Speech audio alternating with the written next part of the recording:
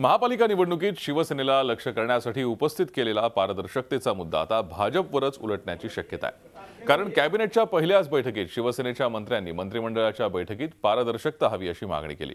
शासनाच्या कारभारात पारदर्शकता येण्यासाठी लोकायुक्त, विरोधी पक्षनेते, पत्रकार यांनाही बैठकीला उपस्थित राहण्यास परवानगी देण्यात यावी अशी मागणी करण्यात आली आहे। या संदर्भात सकारात्मक विचार केला जाणार असल्याचं आश्वासन मुख्यमंत्र्यांनी बैठकीत दिल्याची माहिती सूत्रांनी दिली आहे। कॅबिनेटच्या बैठकीला शिवसेनेचे मंत्री एकनाथ शिंदे, दिवाकर रावते, दीपक सावंत उपस्थित होते। महापालिकेतच फक्त पारदर्शकता असावी कशासाठी? राज्य सरकारच्या कॅबिनेटमध्ये देखील पारदर्शकता असली पाहिजे। राज्य कॅबिनेट मंत्रिमंडळात जो निर्णय जनतेच्या हिताचा राज्य सरकार घेतं त्याची सगळी माहिती जनतेला मिळाली पाहिजे।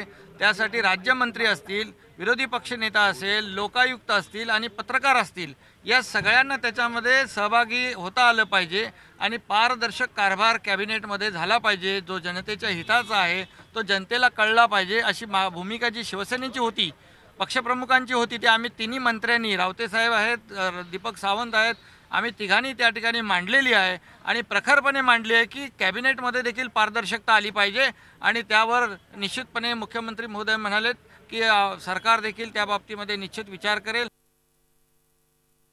समितीच्या आधारे काही घटनेतल्या बदल सुचवायचे असतील, काही राज्यपालांना सुचवायचे असतील, काही केंद्र सरकारला सुचवायचे असतील तर ते करावं।